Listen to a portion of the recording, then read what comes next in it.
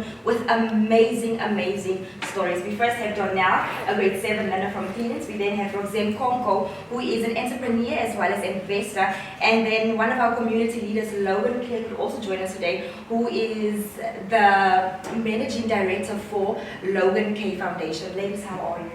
Very well, thank you. I'm good, thank you. I want to start with my first question. Get straight into it. Please tell me more about yourself. Kom ons begin met jou. Ek is Donelle Johnson, ek graad 7 leerling by Credence Primêre Skool. Ek hou baie van lees en ek is 3 keer 'n cancer survivor. Ek is 'n baie plat op aarde mens en maak baie van my vriende. Bye bye, thank you, Roxanne. Hi, my name is Roxanne Konco. To those who know me, they will tell you about my good interpersonal skills. Exactly. I pride myself as for my leadership abilities. I'm also a mentor. I love empowering young people, especially. I'm a businesswoman. I am an investor as well. And in terms of my career, I just want to say that I'm grateful for the great companies that I worked for, because I think they've really shaped me in becoming the professional that I am today, and I proudly can say that. Logan. Okay, my name is Logan. I'm here in the capacity of my NGO. I can mention numerous things, but let me stick to this one. My love for community development comes natural. I think it is just an extension of my character. So that's just who I am. I have the love for the community, and in terms of imparting knowledge, sharing skills, and just motivating people to see them for the value that they possess. All three of you have done so much amazing things in the community, but my second question is for you, Roxanne. Especially now during COVID-19, businesses closing down and so on, how is the market for you as an investor? Well, you know, the market, globally, the market has been affected by the pandemic. But I'm still trying to find a really nice word that can define what we are going through as a country holistically. Sure. I think for me, the pandemic has just exposed an already weak economy that we had.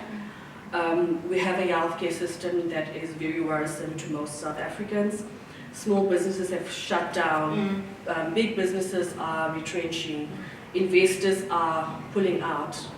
And that has an effect of a high unemployment rate in the country, which directly has an impact on the consumer and business sentiment, because you see it deteriorating as a result of the fact that people don't have money to spend. Exactly.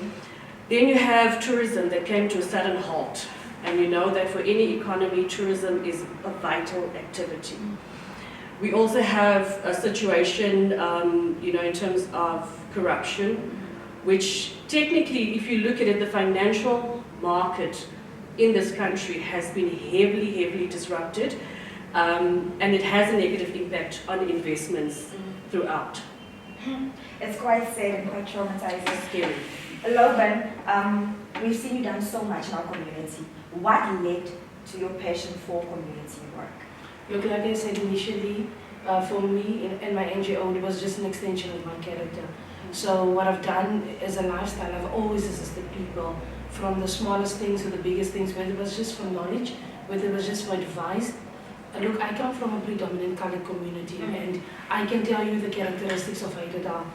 My people would not go and complain to a social worker. That's not how they operate. I can refer them, they're not going to do it. They're going to come via Logan, and then Logan must elevate it. Now, it frustrated me in the beginning, but you see, when you deal with your target audience, whether it's a business or an NGO, you must understand them, and you must respond in accordance to them. You cannot respond how you want to respond, because then it's going to make it futile in any case. So it frustrated me in the beginning, but then I said to myself, but Logan, then you must just become the intermediary, the liaison person. Exactly. So how I see my NGO currently is not necessarily to solve the problem, but more to be a link between the problem solver and the people that has the problem. And that's what I've been doing. So I said to myself, let me start with beautiful relationships with all the different types of NGOs or assistants within the community. Because what I also do not want is a situation where Logan is the it. It can never be corrected. A community can come and say, no, it's only Logan that does 1, 2, and 3. It can never be. So what I've done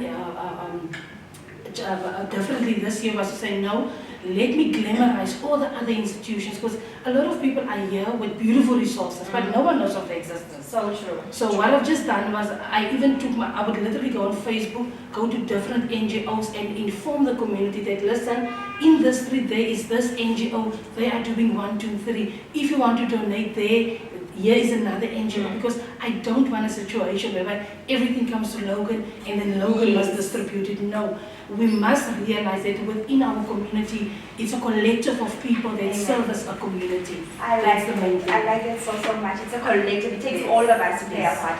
My question is for you. School year, how has that been for you? And what would your advice be to kids coming up? Again, you're going to grade 8 right now, right? So what is your advice to kids coming next year, especially after COVID-19?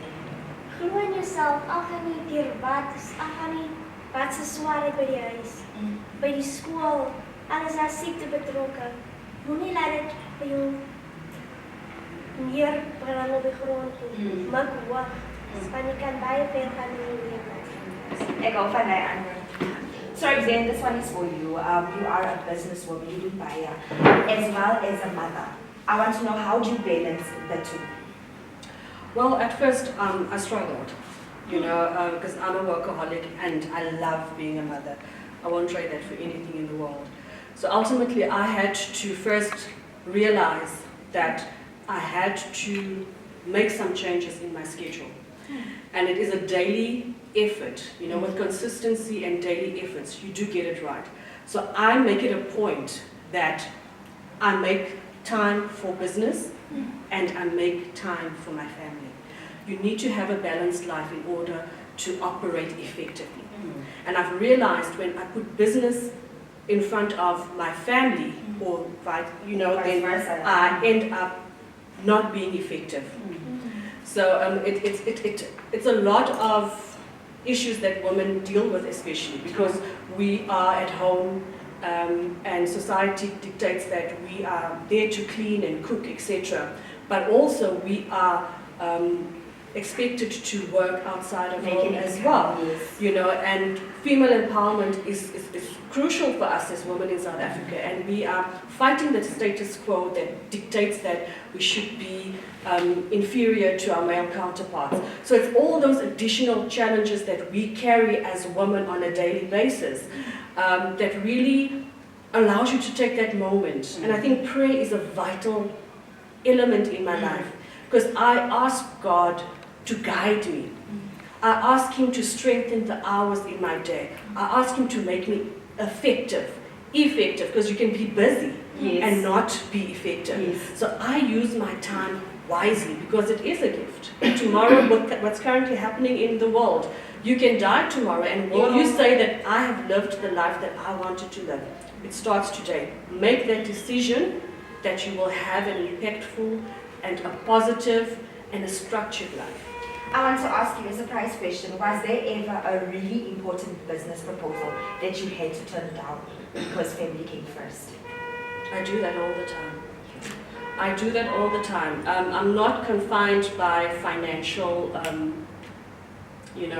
matters. Yes. God blesses me. I get the money, but family is vital for me. I have turned down various business opportunities. My family comes first.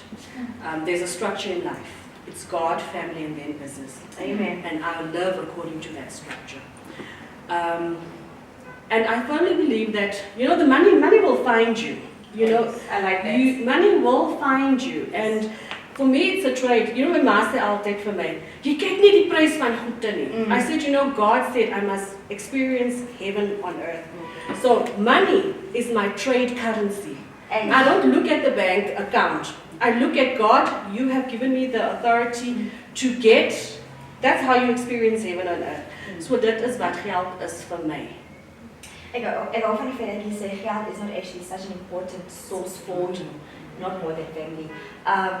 Ek kom terug na Logan toe ek gooi vat ons as gemeenskap, jou familie. Ek wil weet van jou man. How do you deal with women, especially women that have been affected because of GBV? Okay. In my community, it's a painful topic, because we struggle with one thing, secrecy within the colored community.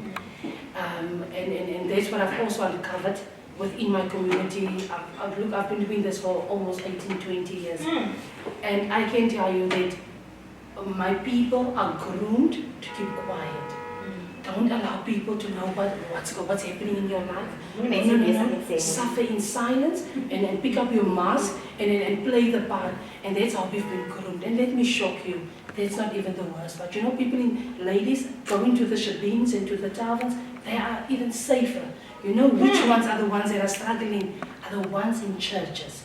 Those are even worse. Let me tell you, I've experienced where young girls will tell me, the pastor has raped me. And then it's the ladies in church that will tell the young lady, keep quiet, let us protect the pastor and his weakness.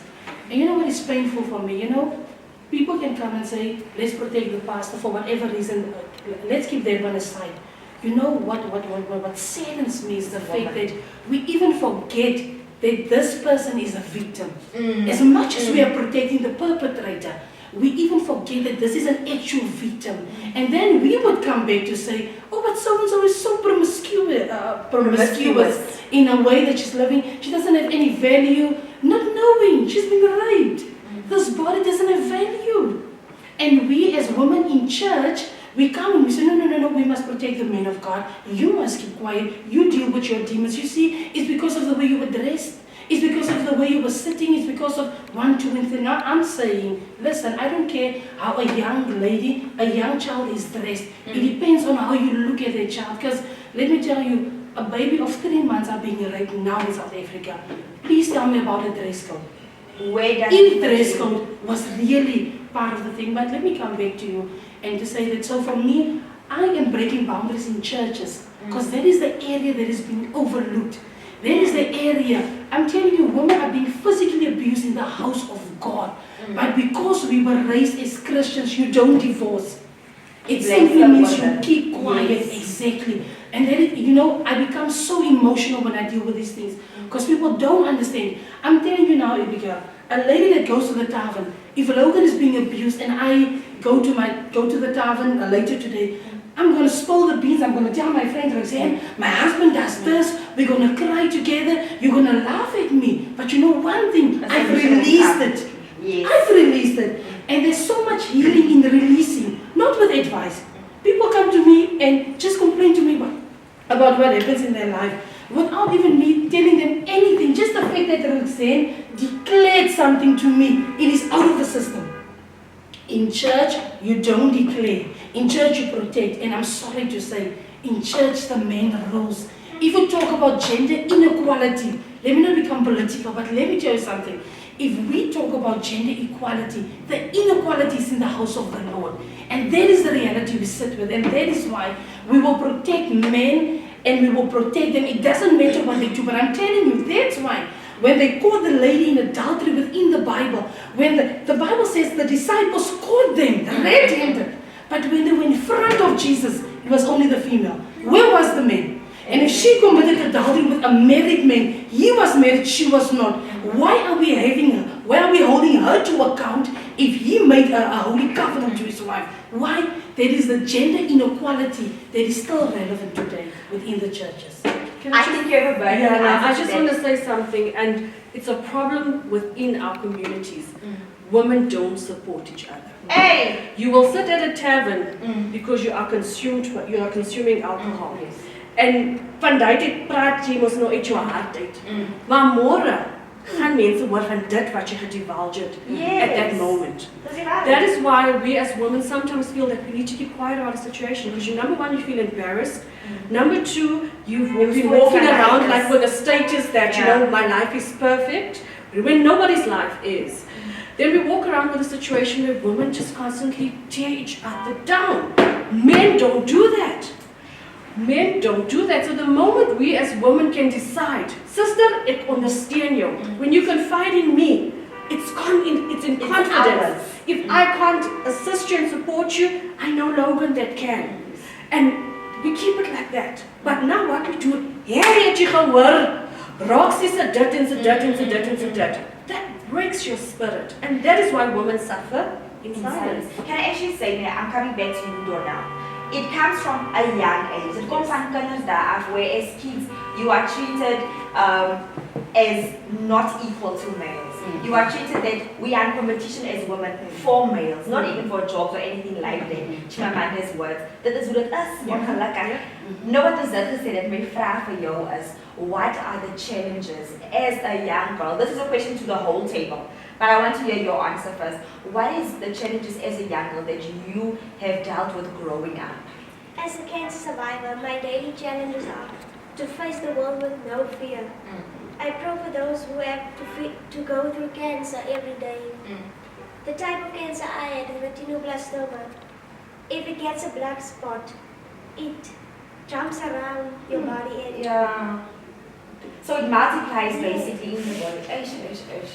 And then at school, what other challenges as a girl have you encountered with? Any bullying or so on? most of all, not everybody, most of the kids at school, they try to get me down, but I don't believe in such things. It's I amazing. don't believe in that things. For my two ladies here, what were the challenges for you as females growing up? Again, the challenges I used to have was I never actually really had friends. In the moment I used to have friends, it was always a thing of no, say this is better, or she's two-faced, or she's fake. But for women that have seen so much more than I have, what was the other challenges? Okay, I can write a book about challenges, you know. Like I said, coming from an ordinary colored community, for us when we grew up, it was normal for us to have children out of wedlock. It was just normal. And I said to myself, but I'm not going to subscribe to anyone's way of living. I'm Logan, and I've seen the sacrifices my parents have made for me. And hence I made a decision. Next month I'm turning 39, and I don't have a child as yet, and it's by choice. And I don't need pity, I don't even need anyone to give me accolades for it. Yes. I feel it's my decision, and I think that is, when we talk about democracy, it simply says, Abigail, you have the right to live the life you want to. Whether you want to have 10 kids before marriage, whether you want to have no kids within marriage, we don't care, Abigail. This is what we strive for. Our struggle heroes strive for, to say, Abigail, this is your life. Make your decisions based on whatever, where you emanate from as an individual. I've made that decision, and let me tell you, at first in my community, when a young lady falls pregnant, all of us were called in as if you were pregnant, because that's how we dealt with it.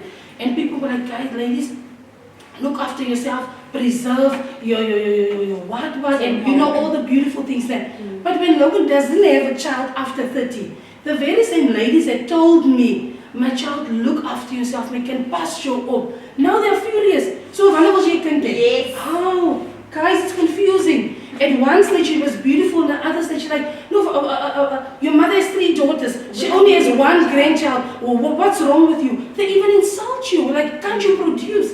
Is there something? I'm like, wow, is that the epitome of life? When I am not, Roxanne is not who she is simply because she produced as a child. Whether she did not produce a child, it doesn't take away from her value as a female. And hence I'm saying to women, is live the life you want to live. Don't wait for people to acknowledge and give you accolades. And you know what is the issue, Abigail, is because everything we do, this hidden inferiority, we want, everyone must come and say, if Logan wears this coat, Logan, it's a beautiful coat. And if no one says it's a beautiful coat, then they say that, then Logan is now a bad day. Listen, I would not have bought it if it was not beautiful. So whether you acknowledge it, Abigail, that is just an extra. It doesn't make a difference. And when people say, no, but she's too overconfident. No, we are sick and tired of inferiority. I can rather deal with overconfidence. Don't give me inferiority anymore. Because it's easier to pull Logan down with a superiority, and it's very difficult to pull Roxanne up from inferiority. So what I'm trying to say, Abigail, is in life, look, you just interviewed me in the capacity of an NGO. I can tell you, Ms. Kat, I have been in construction.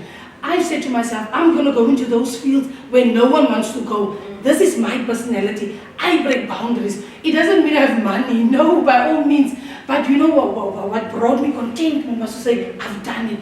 I can tell you I've constructed 68 RDP houses within Welkom. I did it with my father. My father never In your produced a female son. capacity. In my female capacity, I know construction. You can't tell me anything about a ceiling. I will tell you, I can do the costing of this venue now for you. And that is what I love to say. This is why my father sacrificed to give me education. Not to sound like Roxanne, to sound like Logan, to learn from Roxanne, to be inspired from Roxanne. When I do proposals on anything, I call Roxanne. There is a speciality. I will not suffer in silence whilst we are blessed with ladies with different skills. Amen. And I'm saying, one thing I would want to tell ladies, stop this thing. That is not pride. For you to suffer, not to ask help, that is plain stupidity. I will not reinvent the wheel when Roxanne can do it for me. Sure. I can rather swallow my stupid pride and say, Roxanne, assist me, give me guidance, and Roxanne will give me. And you know what? I can do 10 things in one day. Why? Because I've consulted 10 ladies and I drew from their strengths, and that made me Logan. That's the end. I like that. En gaan terugkom na dit toe. Your challenges. What do I say after all of that? What do I say? She said a mouthful, and it's so vital. I think, you know, I was fortunate. I think both Logan and I, because we grew up in an era where we could be kids, we could play, we were safe, Very important. you know, and that is like our foundation that I think contributed to why we are such strong women today. I was very sheltered growing up. My parents would tell me that, you know, if a friend falls pregnant, what will you have to conversate with her? She can no longer be your friend. If another friend gets married, what do you talk about? You're not married. You're not married. So I was taught that swart soek swart. And that is how I grew up. My personal challenges were, I was a very smart, well, I am a smart lady, but I was smart at school, you know. I was an A student, and I was confronted with a lot of jealousy. And that was the biggest challenge, because I couldn't understand it. Ek het nie afgunstig gehad nie. Daarom kan ek nie verstaan as mense afgunstig is. I just can't. I enjoy when I see people flourish in life. Yeah. I just don't understand where jealousy comes from. So I was confronted a lot with that. But I was fortunate enough because I had a lot of guy friends. And I just rubbed it in the girls' faces even more, you know, so they can just hate me even more because I really didn't care. But I think that is one of the greatest challenges that I had. Another thing also within the career spectrums, you know, where I worked, you know, I was doing sponsorship at South African Airways. Then from there I moved to South African Football Association, where I was a commercial manager for all national teams. And when I had to leave, you know, because I, for personal reasons, had to move to Bloemfontein, you know, the CEO then said, we have very little female managers in football. Stay. I unfortunately could not. So there's some really personal and business challenges that I had to face and make decisions, but I'm grateful, you know, that it led me to no regrets, so to speak. I had to make difficult situations in my life, and I would do it again. I want to end today, this has been powerful, bye bye, thank you. I want to end it with a segment I call Dear Diary. And it's that cliche questions that everyone can ask. It's hard cliche, but this one I love, especially with this panel. To my ladies, I want to know from you, especially these two, what would you have said to a younger version of yourself? Roxanne, what's coming on? I would say to a younger version of myself, thank you. Thank you for never giving up. Thank you for making the decisions that you made. I don't believe in living a life of regret.